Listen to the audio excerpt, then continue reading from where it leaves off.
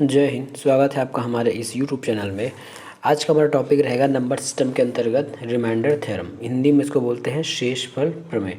शेषफल प्रमेय क्या होता है, आज हम ये सब समझेंगे। सबसे पहले हम बेसिक ज्ञान ले लेते हैं जो हमने स्कूलों में सीखा था। स्कूलों में हमने क्या सीखा था, एक जैसे सभी को आता है कि भागफल की सीखा था ना। सबसे पहली बात हमने जिसको में सीखा था उसको थोड़ा रिमाइंड कर लेते हैं।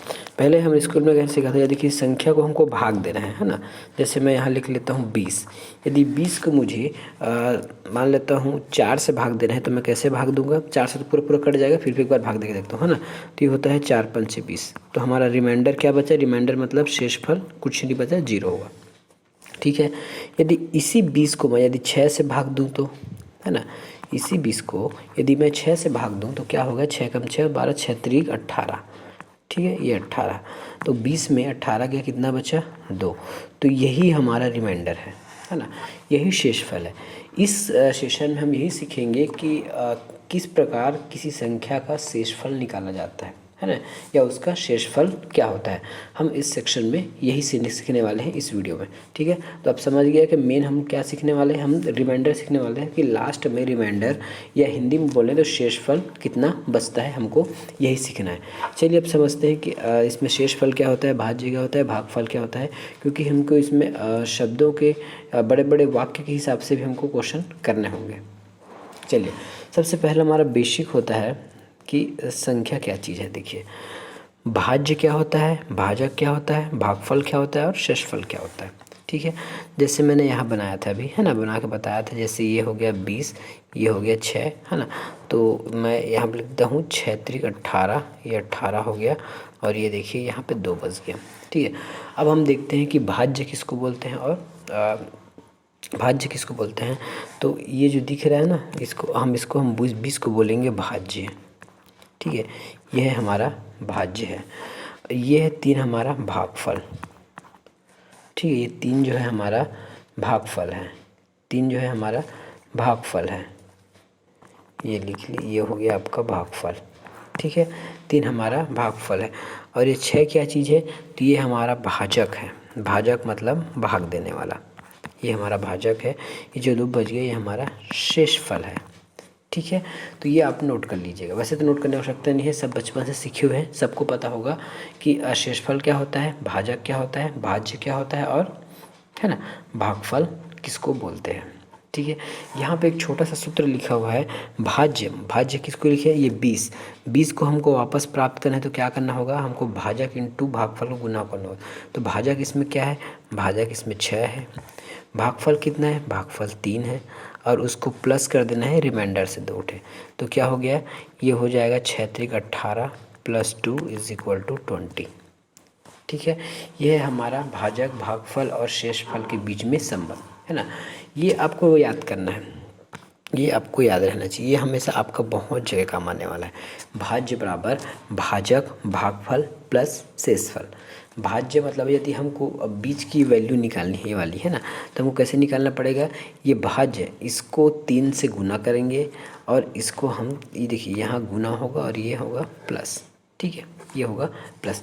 किसी नए शीट में बताता हूँ ताकि आपको आसानी से समझ आ सके। ठीक है, फिर से कोई नया शीट ले लेते हैं। जैसे मैंने यहाँ ले लिया 20, कुछ भी ले सकते हैं, जैसे मैंने 8 ही ले लिया। ठीक है, तो ये हो गया 8 दूनी आपका 16। ठीक है, 16, या 8 दूनी 16 हो गया, रिमाइंडर हमारे पास बच गया 4। अब हमको निकालना है भाज्य, है ना।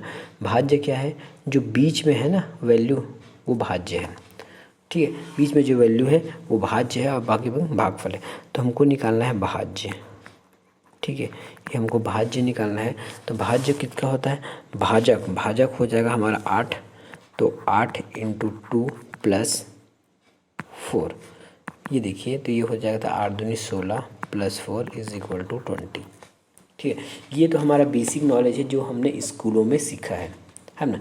इसमें हमने आपको कुछ भी नया चीज़ नहीं बताया है। ठीक है, इसमें आपको कुछ भी नया चीज़ नहीं बताया गया है। ये जो आप स्कूल में सीखते थे वही है आपका ये। ठीक है, अगर इंग्लिश में बोला जाए तो इसको हम बोलते हैं रिमाइंडर, जिसको हम R से डिनोट करेंगे, है ना। इस भागफल को हम क्या बोलते हैं, कोशिएंट बोलते हैं, है ना। इसको क्यों बता देते हैं, कोशिएंट। ठीक है, और ये जो भाज्य है उसको बोलते हैं डिविडेंड, डिविडेंड। ठीक है, और इस भाजक को बोलते हैं डिवाइज़र, है ना, डिवाइज़र, इस भाजक को बोलते हैं डिवाइज़र। वैसे आपको लगभग ये रिमाइंडर वाला ही याद रखना है, क्योंकि आपको इस क्वेश्चन में आपको रिमाइंडर ही निकालना रहता है। तो ठीक है, अब रिमाइंडर क्या हुआ ये देख लीजिए। अब यही इसी पेज पे समझ लीजिए रिमाइंडर का मतलब होता क्या है। रिमाइंडर का मतलब होता है कि आप जिस चीज़ से भाग दे रहे हैं, है ना। हमने यहाँ 8 से भाग दिया, तो ठीक है, तो 8 से भाग होने के लिए यहाँ देखिए, ये तो 8 में 2 बार 8 में 2 बार चला गया, 8 दूनी 16, है ना। 2 हमने 8 मिलाया तो हमारे पास 16 आ गया, और 16 को हमने भाग दे दिया, 16 से माइनस किया तो हमारे पास बचा 4। अब ये जो 4 है, 8 इससे पूरा भाग नहीं जा सकता, क्योंकि ये 4 से क्योंकि ये 8 से कम है। जो हमारे पास शेषफल 4 बचा है वो 8 से कम है ना। तो यदि वो 8 से कम होगा, यदि वो 8 से कम होगा तो वही हमारा रिमाइंडर बन जाएगा। ठीक है, नेक्स्ट पेज में समझिए। नेक्स्ट पेज में मैं कहना क्या चाहता हूँ, शेषफल का मतलब ये होता है कि आप जिससे भाग दे रहे हैं, है ना। शेषफल का मतलब ये होता है कि आप जिससे भाग दे रहे हैं, ठीक है, आप जिससे भाग दे रहे हैं। देखिए हमने 2 बार, देखिए 20 लाइन खींचे और उसको 16 बार में काट दीजिए, तो 8 दूनी 16 तो कट गया, बचा 4। अब इस 4 से 8 भाग नहीं जाएगा, अगर भाग नहीं जाएगा तो वो रिमाइंडर हो जाएगा, भाग नहीं जाएगा तो वो रिमाइंडर हो जाएगा। मतलब हमको पूरा 8 तक जाना है। देखिए हमारे पास 4 लकीर बचा हुआ है, ठीक है। देखिए मैं पूरे ही लकीर बना के बताता हूँ। 20 हो तो ये हो गया 4 5 6 7 8 9 10 11 12 13 14 15 16 17 18 19 20, ये मैंने 5, ये हमने 20 लकड़ियाँ बना ली, ठीक है।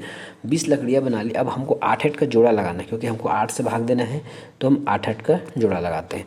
तो ये 1 2 3 4 5 6 7 8, ये हमारा इतना 8 का जोड़ा बन गया, ठीक है। उसके बाद 1 ये 2 ये 3 ये 4 ये 5 ये 6 ये 7 ये 8, फिर इतना हमने 8 का जोड़ा बना लिया। हमारे पास शेष कितना बच गया, हमारे पास शेष बच गया, ये हमारे पास 4 लकड़ी शेष बच गया, क्योंकि 8 का जोड़ा नहीं लगेगा, इसीलिए हम इसको रिमाइंडर या शेषफल मान लेते हैं।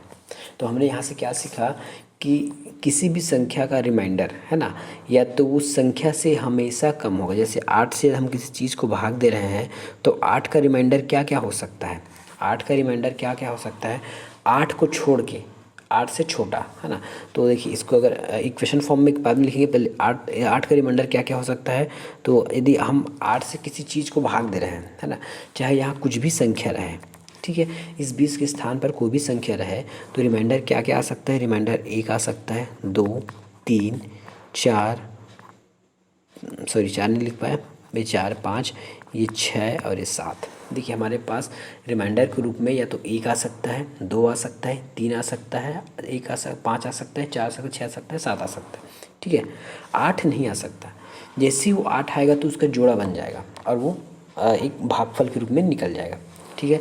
तो हम क्या बोल सकते हैं, रिमाइंडर जो है ना, रिमाइंडर जो है जो डिविडेंड, इसको डिविडेंड सॉरी इसको बोलते हैं डिवाइज़र, है ना। रिमाइंडर जो है डिवाइज़र से छोटा होगा, ठीक है। रिमाइंडर जो है डिवाइज़र से हमेशा छोटा होगा और प्लस में होगा, ये कभी भी माइनस में नहीं जा सकता, है ना। ऐसा थोड़ी ना होगा कि 8, जैसे यहाँ पे 4 बचा है, 1 2 3 4, तो ये 4 माइनस में है क्या, नहीं, तो ये कभी भी माइनस में नहीं जाएगा। रिमाइंडर 0 हो सकता है, ठीक है। रिमाइंडर है जो 0, मैंने यहाँ 0 नहीं लिखा है ना, तो यहाँ 0 भी लिख लीजिए। रिमाइंडर 0 भी हो सकता है, लेकिन कभी भी वो माइनस में नहीं जाएगा, कभी भी वो माइनस में नहीं जाएगा। 0 कब होगा, देखिए यदि यहाँ पे 4 लकड़ी और होती, तो जैसे ये हो जाएगा आपका 3 4 5 6 7, है ना, 1 2 3 4 5 6 7, ये 8 हो गया ना। तो ये पूरा 8 में लगे पूरा एक जोड़ी बन गया, तो 0 हो गया, माइनस कभी भी नहीं होगा। नेक्स्ट पेज में समझिए, किसी भी वैल्यू का, है ना, किसी भी अंक का, जैसे मैंने यहाँ दे दिया 7/13, है ना, मैंने भाग कर दिया और मुझे पूछ दिया कि रिमाइंडर क्या होगा, ठीक है। तो इसका रिमाइंडर क्या हो सकता है, ये देखिए, ये जो 7 है, 13 जो नीचे है वो ऊपर वाले को भाग दे रहा है ना, लेकिन ऊपर वाला वैल्यू जो है छोटा है, वो 13 है ही नहीं, है ना। मतलब ये है कि वो 13 का भाग जाएगा ही नहीं, तो रिमाइंडर 7 ही हो जाएगा। इसका मतलब ये है कि जो ऊपर, इसको अंश हर बोलते हैं ना, इसको बोलते हैं अंश और इसको बोलते हैं हर। यदि अंश का जो वैल्यू है हर से छोटा है, यदि अंश का जो वैल्यू है हर से छोटा है तो वही वैल्यू रिमाइंडर हो जाता है ना। जैसे यहाँ देख लीजिए 11/23, 11/23, इसमें रिमाइंडर आपका हो जाएगा 11। ठीक है, इसमें रिमाइंडर हो जाएगा 11। भाज्य यदि भाजक से छोटा है तो वही रिमाइंडर हो जाता है। देखिए ये है आपका ये है आपका भाज्य, ये है भाजक जो भागफल देता है। तो ऊपर का वैल्यू यदि छोटा है तो वो वही उसका रिमाइंडर हो जाएगा। यदि यही अगर 24 होता, ठीक है, और हम इसको 23 से भाग देते तो एक बार भागफल चला जाता है ना, एक बार भाग चला जाता, हमारे पास रिमाइंडर बच जाता 1। ठीक है, हमारे पास रिमाइंडर बच जाता 1। कभी कभी रिमाइंडर जीरो भी बच सकता है। जीरो कैसे बचेगा? जैसे आप 24 है, ठीक है, जैसे कोई वैल्यू 24 है, ये देखिए 24 है, 24 को यदि 12 से भाग दिया जाए तो पूरा पूरा कट जाएगा, है ना, तो पूरा पूरा 12 का जोड़ा बन जाएगा और इसका रिमाइंडर आ जाएगा 0। इसका रिमाइंडर आ जाएगा 0। तो रिमाइंडर जो है 0 से लेके, है ना, भाजक से 1 कम तक होता है। 0 से लेके भाजक से 1 कम तक हो सकता है। अगला पेज में समझिए, अगला पेज में ये आपको हेडिंग डालना है कि रिमाइंडर कभी भी प्लस या माइनस नहीं होता। ठीक है, रिमाइंडर जो है कभी भी माइनस में नहीं, प्लस बोलता हूँ, रिमाइंडर कभी भी माइनस में नहीं होगा। देखिए किसी भी संख्या का शेषफल हमेशा भाजक से छोटा एवं धनात्मक होता है ना। अभी इसको पढ़ें, किसी भी संख्या का जो शेषफल है भाजक से छोटा होता है या फिर धनात्मक होता है। जैसे हमने यहाँ देखा था, जैसे हम 11 को 15 से भाग दे देते हैं, है ना। 11 को यदि हम 15 से भाग देंगे तो हमको क्या मिलेगा? 11 से यदि हम 15 से भाग देते हैं तो हमको क्या मिलेगा? हमको रिमाइंडर मिल जाएगा 11 का 11 जो प्लस में है। यहाँ हमने क्या लिखा है? किसी संख्या का शेषफल एक भाजक से छोटा या धनात्मक हो सकता है, छोटा होगा और धनात्मक होगा, इससे बड़ा कभी भी भागफल नहीं आएगा। वे तो एक बच्चों वाली बात है, ये तो हम बहुत बेसिक क्लास पढ़ा रहे हैं, है ना। ठीक है, ये ऋणात्मक में कभी नहीं जाएगा। ठीक है, ऋणात्मक में नहीं जाएगा कहने का मतलब ये है जैसे -32 दे दिया, सॉरी माइनस चलिए 37 से दे दिया गया और हमको 7 से भाग देना पड़ा, तो ना, तो ये कितना जाएगा? 5 बार में जाएगा, 5 सत्ते 35, लेकिन ये माइनस में आ रहा है, इसकी जो वैल्यू है ये माइनस में आ जाएगा, है ना। 5 सत्ते 35, ऊपर माइनस है तो माइनस में वैल्यू आ जाएगा। तो इसको माइनस में न लेके क्या करेंगे? इसको 7 से वापस माइनस करेंगे, 7 से इसको वापस माइनस करेंगे तो हमारे पास आ जाएगा 2। ठीक है, क्या किया हो पता चला? फिर से इसको देखिए एक बार, किसी दूसरे आंसर में समझिए। जैसे मैंने यहाँ लिख दिया 42, ठीक है, और मुझे इसको 4 से भाग देना है। 4 से भाग देना है तो क्या होगा? ये 4 एकम 4, 4 दहम 40, है ना। 4 दहम 40, हमारे पास रिमाइंडर बच जाएगा 2। तो ये कितना बचेगा? -2 बचेगा। लेकिन हमेशा याद रखिएगा, किसी भी संख्या का रिमाइंडर माइनस में नहीं होता। यदि माइनस में आ रहा है तो नीचे वाले से इसको माइनस करके प्लस में लाना है। ठीक है, तो ये हो जाएगा -2 = 2, तो इसका रिमाइंडर हो जाएगा 2। और हमेशा रिमाइंडर 2 ही होगा, माइनस में कभी भी रिमाइंडर नहीं आएगा। ठीक है, माइनस में कभी भी रिमाइंडर नहीं आएगा। यहाँ समझिए, जैसे अब देखिए आपको रिमाइंडर निकालने के 2 तरीके हैं, एक तो प्लस से निकाल सकते हैं, फिर माइनस से निकाल सकते हैं। ये कैसे? ये देखिएगा, जैसे मैंने यहाँ लिखा 12/5, ठीक है, 12/5 लिखा तो इसका रिमाइंडर क्या हो सकता है? 5 दूनी 10, है ना। हमारे पास बच गया शेष 2, तो ये तो या +2 में हो सकता है ना, या +2 में हो सकता है, या इसी से वो हम -3 में भी लिख सकते हैं। इसका रिमाइंडर हम -3 में भी लिख सकते हैं। हम -3 में कैसे लिखिए?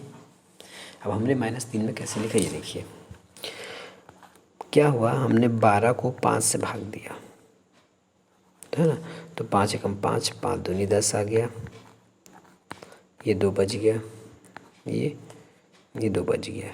ठीक है, 2 बच गया। अब हमको वापस 5 लाने के लिए कितनी आवश्यकता है? 3 की आवश्यकता है। फिलहाल 2 में तो कभी भी भाग नहीं जाएगा। यदि हम इसमें 3 और ले आते हैं कहीं से तो ये हमारा भाग चला जाएगा। तो इसी को माइनस में लिखा गया है, इसी 3 को माइनस में लिखा गया है। लेकिन याद रखिएगा कभी भी आंसर आपका माइनस में नहीं आएगा। यदि कोई ऐसा देता है क्वेश्चन में तो आपको हमेशा प्लस वाला लेके चलना है ना। तो कहने का मतलब हो गया इसका रिमाइंडर हमेशा +2 ही होगा, -3 कभी भी नहीं होगा। ये माइनस में क्यों ले रहे हैं ये हम आपको आगे बताएंगे, है ना। माइनस में क्यों रिमाइंडर ले रहे हैं, क्योंकि आपका क्वेश्चन सॉल्व करने में आसानी हो, है ना। क्योंकि जैसे बड़े बड़े संख्या रहेंगे, बड़े बड़े अंक रहेंगे जिसको भाग करना इतना आसान नहीं होगा, इसलिए इसको माइनस में लिया जा रहा है। किसको? माइनस में भी रिमाइंडर हो सकता है, ऐसा कहेगा, ठीक है। माइनस में भी रिमाइंडर हो सकता है, ऐसा करके इसको बनाया गया ताकि वो आगे चल के आपको आसानी से समझा जा सके, ठीक है। चलिए चलते हैं नेक्स्ट टॉपिक की ओर। अब कोई भी चीज़ माइनस में क्यों आती है? माइनस में तब आती है जब उसको हम ज़बरदस्ती भाग देते हैं। माइनस में तब आती है जब हम उसको ज़बरदस्ती भाग देते हैं। एक एग्जांपल से समझिए कि ज़बरदस्ती भाग का मतलब होता क्या है। ज़बरदस्ती भाग का मतलब होता क्या है ये देखिएगा, ठीक है। ज़बरदस्ती भाग का मतलब देखिएगा, जैसे हमने यहाँ लिख दिया 89, ठीक है। हमने यहाँ लिख दिया 89, ये हो गया 89। अब इसको आपको भाग देना है 18 से, ठीक है। इसको आपको भाग देना है 18 से, इसको आपको 18 से भाग देना है। आपको पता है कि 18 पंचे 90 होता है, ठीक है। 18 पंचे 90 होता है और ये 90 से 1 कम है, ऊपर वाला 89 जो है 90 से 1 कम है। तो 1 कम है जैसे, तो हम इसको माइनस में ले लेंगे इस प्रकार -1, और ये 18 कर लेंगे। तो मैंने पहले बताया था कि यदि ऊपर वाला वैल्यू छोटा रहेगा नीचे वाले से तो वही रिमाइंडर हो जाता है। अगर ये देखा जाए तो ये -1 है और ये नीचे 18 है, तो जिस प्रकार हमने सीखा है यदि ऊपर वाला अंक छोटा है तो वही रिमाइंडर बन जाता है। लेकिन इस केस में क्या है, रिमाइंडर आपका माइनस में आ रहा है, और हमने पीछे चर्चा किया है कि कभी भी रिमाइंडर माइनस में नहीं आ सकता, ठीक है।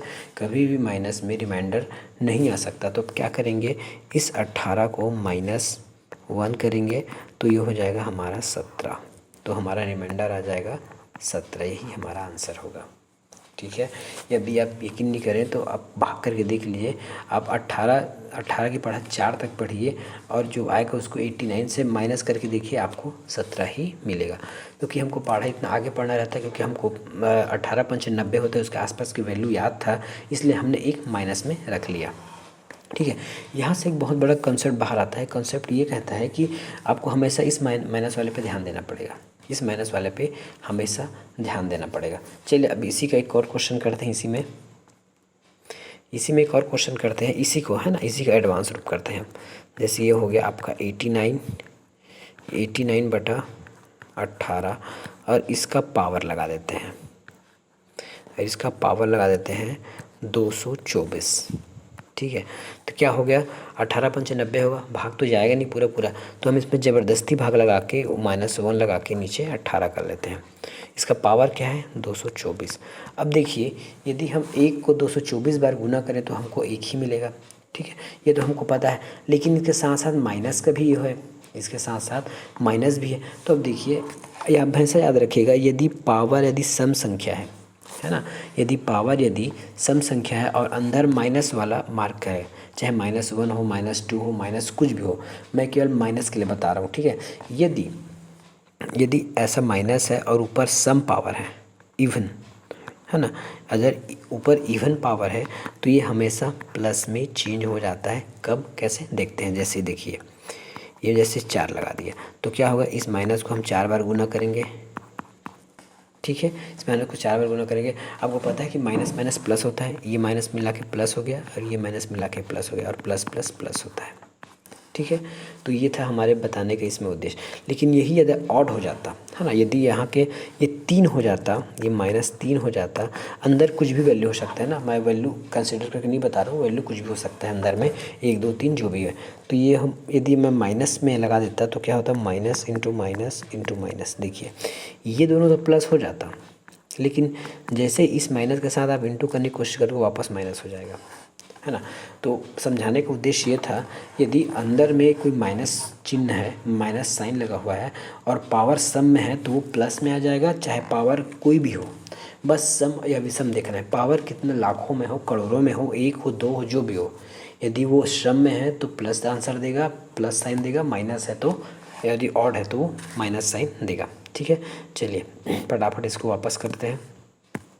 ठीक है, फटाफट हम इसको वापस कर लेते हैं। ये हो गया आपका 89, ये 89 हो गया और ये 18 हो गया। इसका पावर दिया है 224।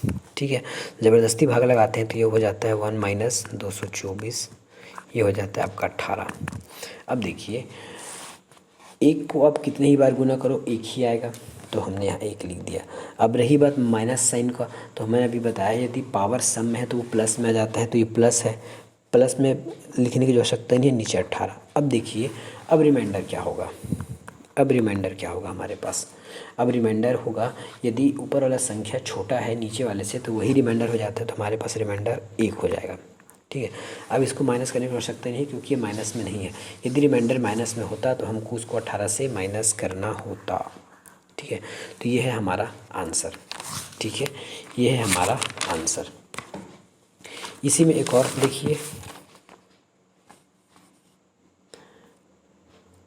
इसी में एक और देखिए, एक और ये है इसमें 33 बटे 32। ठीक है, इसका पावर है आपका 149। ठीक है, यहाँ माइनस वाला खेल तो नहीं है क्योंकि 33 से 32 और 33 से भाग करेंगे तो रिमाइंडर 1 बच जाएगा, है ना। 32 से कम 32 बच जाएगा 1, तो यहाँ पे 1 बच गया और ये हो गया 149। नीचे है आपका 32। 1 को आप जितने बार भी गुना करें वो 1 ही देगा, तो 1 बटा 32 रिमाइंडर आ जाएगा हमारा 1, क्योंकि ऊपर वाला छोटा है नीचे वाला बड़ा है, तो रिमाइंडर ऊपर वाला ही आ जाएगा। ठीक है, तो इसका रिमाइंडर जो है ऊपर वाला ही आ जाएगा। एक और क्वेश्चन देखते हैं इसी में, जैसे इसी को पलट देते हैं, ऐसे 32 बटा 33 कर देता हूँ मैं, 32 बटा 33 कर देता हूँ और ये हो जाता है आपका 1450। अब भाग जाएगा नहीं क्योंकि ऊपर वाला छोटा है, लेकिन हमको पता है कि एक बार ज़बरदस्ती भाग देंगे तो -1 आ सकता है, क्योंकि इसमें मात्र 1 कम है इसलिए -1 आ रहा है। 2 कम होता 2 -1 होता, 3 कम होता तो 3 -1 होता, क्योंकि 32 और 33 का अंतर 1 में है तो अंदर हो जाएगा -1, क्योंकि छोटा है ऊपर वाला इसलिए ये 33। अब ऊपर पावर क्या है, सम में है, पावर सम में है तो मतलब प्लस साइन आएगा, और 1 को आप कितने ही बार गुना करो 1 ही आएगा, नीचे 33, रिमाइंडर हो जाएगा 1, रिमाइंडर हो जाएगा 1। ठीक है, यहाँ तक समझ आया। अगला क्वेश्चन की ओर चलते हैं। इसी में अगला क्वेश्चन क्या कहता है,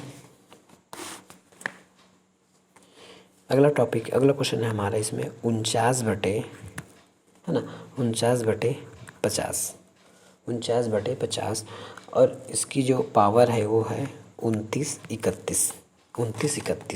अब देखिए कैसे भाग लगेगा, कितने का अंतर है, 1 का अंतर है, ऊपर वाला छोटा है। अगर ऊपर वाला बड़ा होता नीचे वाला छोटा होता तो 1 आता आंसर, है ना, रिमाइंडर 1 आता वो प्लस में, लेकिन ऊपर वाला छोटा है नीचे वाला बड़ा है। 49 में कभी भी 50 का पूर्ण रूप से भाग नहीं जाएगा, हमेशा 1 कम पड़ेगा, 1 कम पड़ेगा, तो इसी को लिख दीजिए ऊपर -1 इस प्रकार, और नीचे 50 कर दीजिए, और ये हो जाएगा 29 31। ठीक है, अब देखिए पावर को पहले ध्यान दीजिए, पावर विषम है और 1 को कितने बार गुना करें 1 ही आएगा, विषम है तो यहाँ -1 ही आएगा और नीचे 50। अब हमारा रिमाइंडर क्या हो गया, -1। लेकिन यहाँ थोड़ा रुक जाइए, मैंने पहले ही बताया है कि कभी भी रिमाइंडर -1 में नहीं आएगा तो क्या होगा, इसको 50 से आपको माइनस करना पड़ेगा, ये आ जाएगा आपका 49। ठीक है, ये आ जाएगा 49।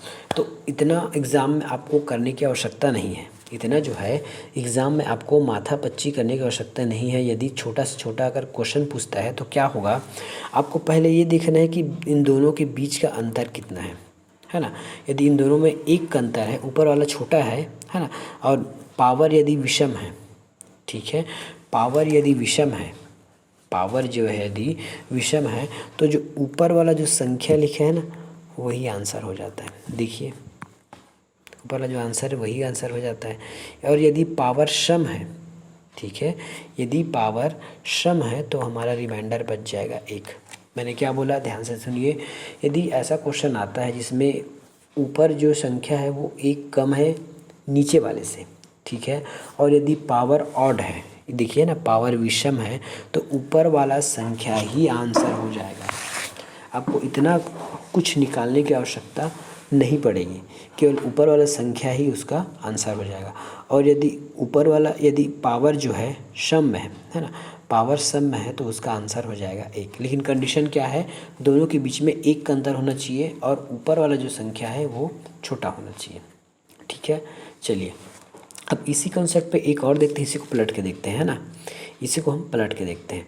ये था हमारा 49-50 ना, 49-50 था, तो ऊपर को मैं कर देता हूँ 50, नीचे को कर देता हूँ 49, और इसमें कोई विषम ले लेते हैं, है ना, विषम पावर ले लेते हैं। अब देखिए, एक बार विषम पावर लेते हैं, एक बार सम पावर लेते हैं, क्या आंसर आता है देखते हैं, ताकि आपको सीखते बने आराम से। इसमें ये 29-30 ले लिया मैं। पहले ऊपर को सॉल्व करता हूँ। पहले ऊपर को सॉल्व करूँगा तो क्या होगा, हमारे पास 49-50 है, 49 जो है छोटा है, 50 बड़ा है, तो हमारे पास एक बार जाएगा पूरा भाग, है ना। और नीचे हो जाएगा 49, पावर है 39-31। अब एक को कितने ही बार आप गुना कीजिए वो एक ही आंसर देगा, तो रिमाइंडर बच जाएगा हमारा 1, रिमाइंडर भी 1 ही बच जाएगा, ठीक है। यदि पावर विषम है तो, अब देखिए अगर पावर सम है तो, पावर सम है तो क्या होगा, यदि पावर सम है तो यहाँ तो 1 आना ही है, ठीक है, यहाँ तो 1 आना ही है, और यहाँ 49 आना ही है, और ये 29-30 है।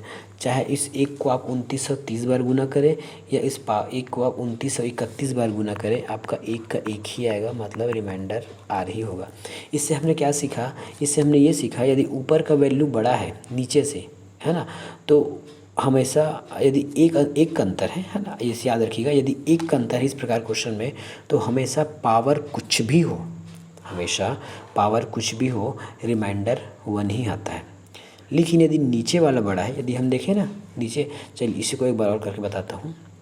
अभी वैसे बताया था, इसको और बताता हूँ। जैसे ये 49 हो गया, ये 50 हो गया, इस बार हम पावर रखते हैं ऑड, है ना, 29-31, ठीक है। नीचे हम करते हैं 49, और ये करते हैं 50, और यहाँ करते हैं हम 29-30, ठीक है, 29-30। अब इसको बना के दिखाइए, ठीक है, अब इसको बना के दिखाइए। पहले ऊपर वाला बनाते हैं, तो ज़बरदस्ती भाग लगाएंगे ना तो -1 हो जाएगा, ये -1 हो जाएगा 50, ज़बरदस्ती भाग लगाएंगे। और नीचे ये विषम पावर है, विषम है तो 1 का तो 1 आएगा ही, विषम है तो माइनस में आ जाएगा, विषम है तो माइनस में आ जाएगा, नीचे 50 हो जाएगा। अब इसका रिमाइंडर क्या होगा, क्योंकि ऊपर वाला 1 है, 1 कम है, लेकिन माइनस में है, तो 50 में 1 माइनस करेंगे तो 49, क्या हुआ, 49 हमारा रिमाइंडर आया, ठीक है। सेकंड केस में देखते हैं, यहाँ भी -1 आएगा, लेकिन यहाँ जो पावर है वो सम में है, सम होने की वजह से ये 1 जो है प्लस में आ जाएगा, और नीचे पावर नीचे 50 है तो, और ऊपर 1 है लेकिन प्लस में है, तो रिमाइंडर हमारा 1 ही हो जाएगा। इससे हमको क्या सीख मिलती है, बस ये देखिएगा, यदि ऊपर का वैल्यू छोटा है नीचे वाले से, और यदि पावर जो है विषम में है, तो जो ऊपर वैल्यू है वही आपका आंसर हो जाएगा। बशर्ते याद रखिएगा कि दोनों के बीच के अंदर, अंश और हर में बीच का अंतर 1 होना चाहिए, ठीक है। 2 होगा तो फिर कुछ अलग आंसर आ जाएगा। वैसे 2 वाला आपको बहुत कम देगा, है ना, 2 वाला कम इसलिए देगा क्योंकि आपको 2931 बार गुना करने में आपकी हालत ख़राब हो जाएगी। तो एग्जामिनर जब भी क्वेश्चन सेट करता है तो उसको पता रहता है कि वो क्वेश्चन कितने मिनट या कितने सेकंड में बन सकता है, तभी वो क्वेश्चन एग्ज़ाम में आता है, ठीक है। तो ये था आज का हमारा बेसिक क्लास। मिलेंगे नेक्स्ट वीडियो में। धन्यवाद।